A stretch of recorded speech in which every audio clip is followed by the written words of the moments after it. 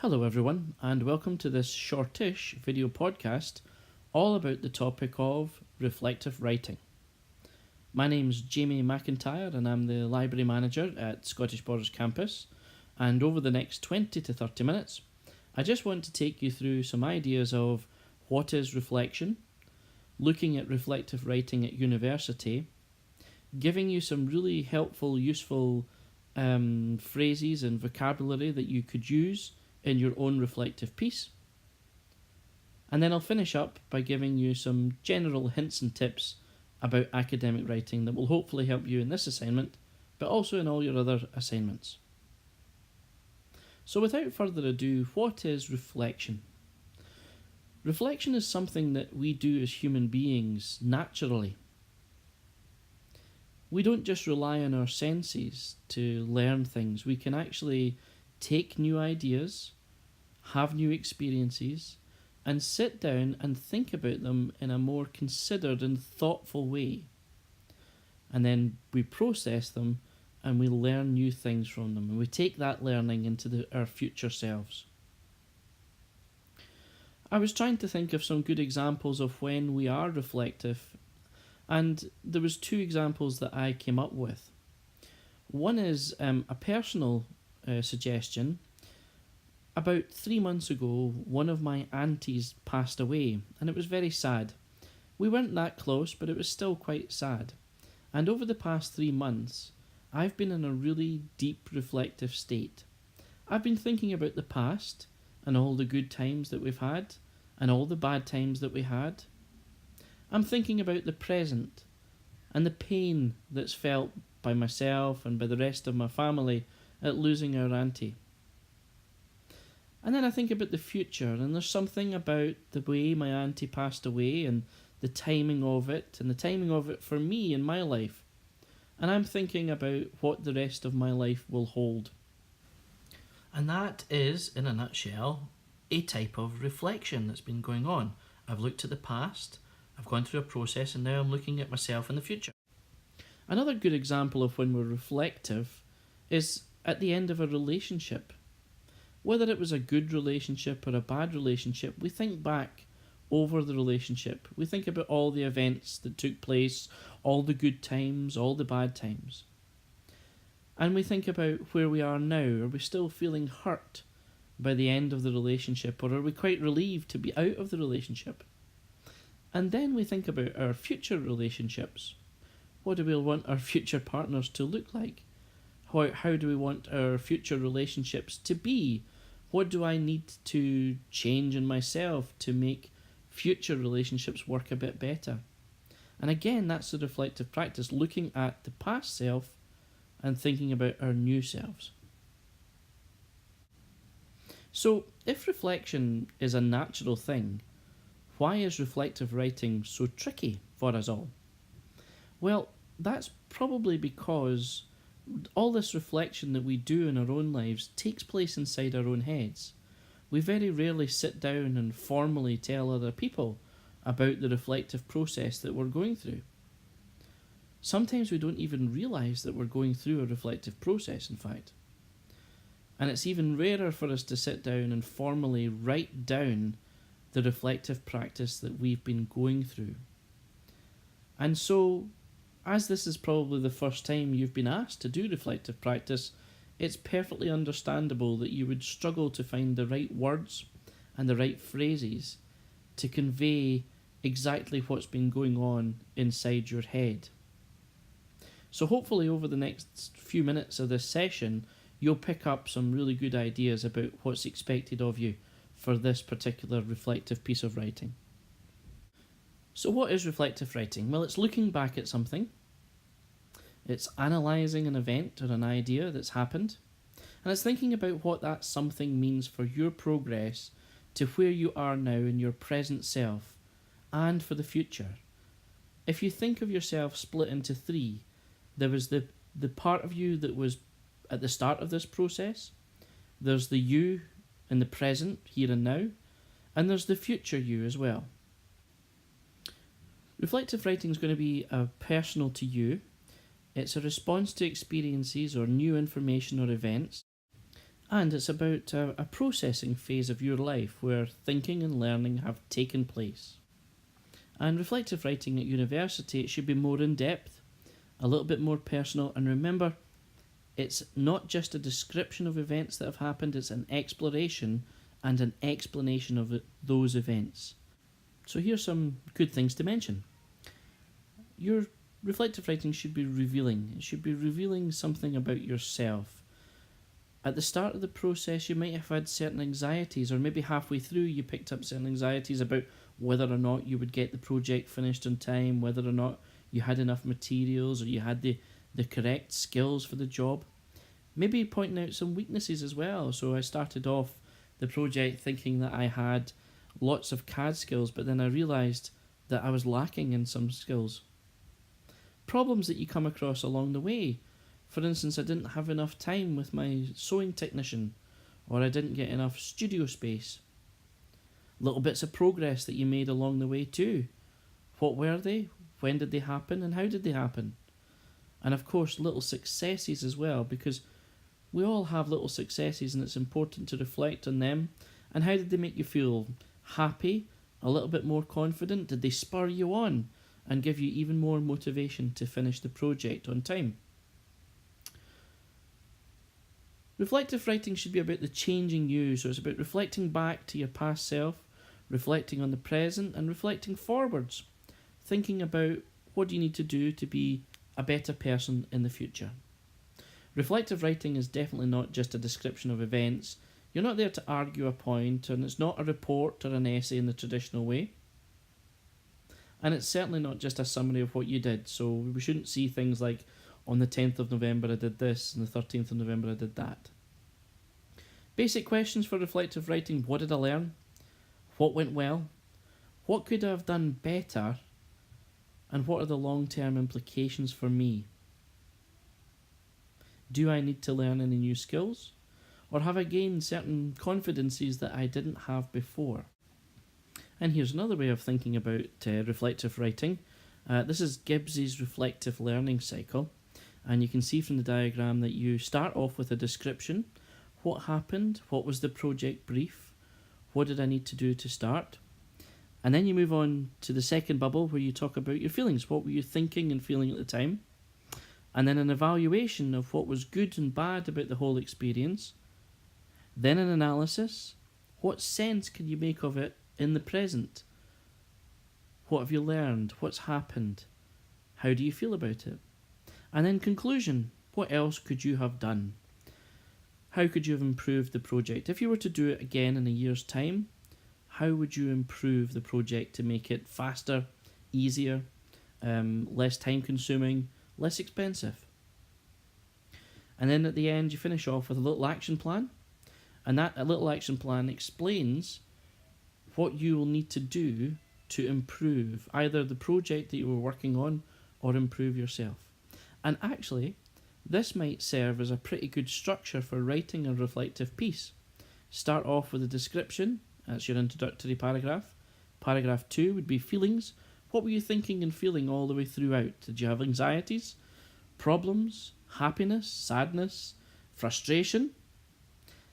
Then an explanation of what was good and bad, what went well, what didn't go so well. And where are you now? Do you have a finished product? Are you happy with the project? Is it finished? Is it complete? And then a conclusion. What else could you have done to make the whole process better? And then thinking about the future self. Now we're going to look at some useful reflective words and phrases. And you can mix and match these words and phrases as we go. So if we started a sentence, for example, with, for me, the most meaningful, significant, important, useful, relevant aspects, elements, experiences, issues, ideas, learning, arose when, came from, happened when, resulted from. So for me, the most meaningful aspects arose when. For me, the most significant issues resulted from not having enough time in the sewing shed. For me, the most important experiences happened when I asked my fellow students to review my work. So you see what I mean? You can mix and match these words and phrases to make yourself some really good sentences. So it might be an idea to jot these words down or these phrases down, or maybe even just take a picture of these with your phone. Some more useful words and phrases to describe yourself at the start of the process. You could say something like, previously, at the time when I started the project, at first, initially when I started the project, and subsequently and later we'll use in a wee second, but you would say something along the lines of, previously I thought, or at first I felt that I understood the project. I did not feel that I understood the project. Initially I knew or did not know. Previously I had questioned or had not questioned. Previously I did not realise the amount of time it would take to produce some synthetic yarn. And then subsequently, I realised, or later, I felt that I had grown in confidence in producing synthetic yarn. So again, you need these little words and phrases just to join up together and convey your own reflective process that you've been through. You can also use something like this might be, or this is perhaps, or this could be, this is probably. This is probably because, this is perhaps due to, this could be explained by, this is probably related to, and this reveals to me, or this demonstrates to me, this reveals to me that I need to concentrate on my CAD skills. This demonstrates to me that I have enough skills in sewing to carry out this project in the future. And then there's words for conveying that you've been through a process. So you'd say something like, having read, having experienced, having applied the theory to the knowledge, having applied the theory to the practice, having discussed, having analysed, having learned something, having tried something out, I now feel, think, realise, wonder, question, know something else. So this is moving from one state to another. So having experienced something, having discussed something with my peers, I now feel more confident going forward. Having discussed the situation with my lecturer, I now realise that I can perform this task much better. Other words you might want to use are things like additionally, furthermore, most importantly. I have learned that, I have realised that, I have discovered that, I have developed the idea that. Additionally, I have realised that I need to develop my skills further in CAD and so on. I have significantly, I have slightly, I have vastly developed, improved, changed my skills, my understanding of something and my knowledge of something. I maybe changed my method, changed my ability. I've improved my sewing technique, for example. Again, just some really useful words that you can use to say that you have the process that you've gone through and what's changed about you. What do you feel now? And sometimes that could be thought process. And it's not always a positive one, because sometimes you don't quite achieve what you want to achieve, and you might say something like, however, I have not sufficiently yet developed my sewing skills to a point where I'm confident that I'll be able to do this project again really, really well. Or this means that. This makes me feel that. This makes me feel more confident going forward to tackle other projects like this. This means that I will need to concentrate on developing my CAD skills over the next few months. And remember, reflective writing is also talking about where you're going to go in the future. So you could say something like, this knowledge is, this skill could be, or this new understanding could be essential or useful or important to me as a learner, to me as a practitioner, to me as a designer, to my future design practice, to my future thinking, and so on. It's saying about this new knowledge that you've acquired over the process, and we'll say whether it's going to be useful or important, or perhaps it's not going to be useful or important. Whichever way you feel about it, you should say that. Because I did not, or because I have not yet, because I am not yet certain about, or I'm not yet fully confident in something, because I do not yet know, or because I don't yet understand, I will now need to go and develop my skills in CAD. Go and read more about sewing technique or synthetic yarn, or you might want to say as a next step, or I will intend to, or I will consider doing this, or I need to go and do some more work in that area. Okay, now we're going to move on to just some general tips and tricks about writing. The tone is important, not too casual, not too formal. Remember, it's not a text message that you're writing to one of your friends, but at the same time, it's not a legal document either. And when it comes to actually, some people will be too casual, so they'll put the shorter version of something. So you, instead of don't, you put do not, isn't, it should be is not. Haven't should be have not. Never put IE, always put that is. And never put EG, always write for example. Watch out for conversational terms such as but mind you or let's face it, avoid those. Avoid trend words, and of course avoid slang. Now most people actually are not really too casual, they go too formal. They go excessively scholarly and they add in all these extra words and big sentences and stuff like that. And sometimes people will always try to sound brainy. They're writing to impress the marker. Now, in a reflective piece, and actually in all academic writing, you don't need to impress anyone. You're already impressive people. You just need to write to express yourself. So, here's a few tips about writing to express yourself. First of all, thinking about our language. Know your audience. Think about your reader's expertise. Do they have all the technical language, or do you need to explain some things? Using acronyms, that's where you have something like the National Health Service and you shorten it to the NHS. To deal with that in your essays, what you do is you write it out in full, and then in brackets you put the shortened version of it. So if it was the National Health Service, you would write it out in full, and then in brackets after it you would put NHS, and then you can refer to it as the NHS thereafter in your own academic writing. The next important thing is clarity, and this is very important to remember. Keep your language clear and simple. Write it down in your own language. You don't have to use big words and long sentences, and make sure that you keep all the points that belong together in the same paragraph. Don't jump from point A to point B and then return to point A halfway down the page.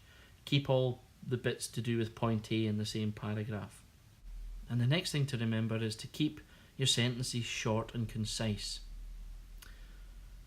Sometimes when we're writing a first draft, it can be a bit like a fountain leaking water.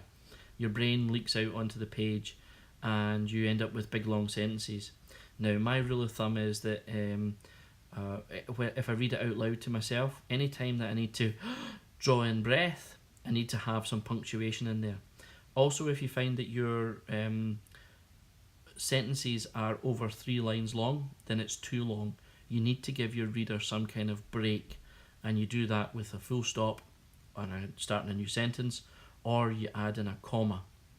And remember, commas and semicolons and full stops are really important when it comes to communicating clearly. A couple of funny ones to introduce here. I like cooking my family and my pets. Without a comma, that sounds a bit weird. It should, of course, be I like cooking, pause, my family and my pets. And then the famous one about the panda. He walks into a fast food restaurant, but he only eats, shoots and leaves. Of course, pandas eat, shoots and leaves, but there's an extra comma in there. It completely changes the meaning. Another good example, Rachel Ray finds inspiration in cooking her family and her dog.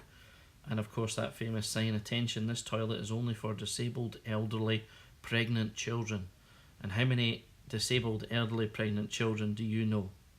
So commas do make a difference. And then There's semi and full colons as well, and it's quite handy to use a semicolon to link two sentences that are closely related. So for example, it was raining, my umbrella was leaking. I read the book in one evening. It was not very helpful. I did not do my assignment. I revised all night instead. And what's handy about a semicolon is that it can cut your word count down as well, and it keeps your sentences nice and short, as I was saying earlier. And you can use semicolons instead of words like and, but, however, yet, and so. Full colons are really good if you want to introduce a list. So for example, the topics covered were full colon, brickwork, joinery, plumbing, health and safety and gasworks. And what it does is it really breaks it up for your reader, and it gives them a break. It gives them a chance to process the information that you're conveying to them. Hyperbole is verbal exaggeration, and I see this a lot, particularly when people are passionate about something. Here's a good example of hyperbole. Hyperbole literally makes me sick. I don't think hyperbole's ever literally made anybody sick. But you get what I mean. But that's hyperbole, and it's got no place in academic writing. Saying things like, it was a total wreck. It was a total wreck. Or, I literally see millions of students with the same problem. The same issue. Really, Jamie, you've seen millions of students with the same issue? Or maybe have you seen maybe about 10 to 20? There was literally steam coming out of my ears by this point. You know what that means. It means I was kind of cross about something, but steam coming out of my ears is hyperbole. So watch out for these little bits of verbal exaggeration. And then when you do your first draft, you need to do a second draft and possibly a third draft. And when you're doing those drafts, keep asking yourself, is this necessary? Look through your first draft and weed out anything that you think is not relevant to the topic. Watch out for extra words as well, like really, really, and things and stuff. And I think I feel are important in a reflective piece, but don't do them too much. Watch out for that creeping in too much. And then some people who like to use 10 words when one word will do, due to the fact that, well, just say because.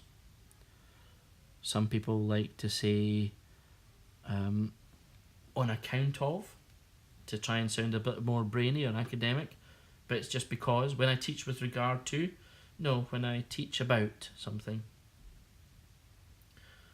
I decided to conduct an investigation. No, I investigated. I decided to arrive at an estimation as to how much. No, I estimated. 2 words there. My rationale for choosing this group is down to the fact that, no, I chose this group because. Keep the language simple and clear. Now, some people get worried and think it's too simplistic to do that, but actually it makes it nice and clear for the person who's reading your work. Now, that's the end of the session. If you would like further information, there's loads of stuff on reflective writing in the library, and there's these 2 really great books about writing essays and things. My email address is at the bottom, so please feel free to make an appointment with me and come and have a chat. You could grab me in the library, but I wouldn't be able to give you my full attention. So please do feel free to come along to the library, make an appointment and come along to the library, and I'd be happy to sit down and talk to you about this more. Hopefully I'll see you all very soon, but if not, I wish you all the very best with this assignment, and good luck. That's enough for me, so goodbye for just now.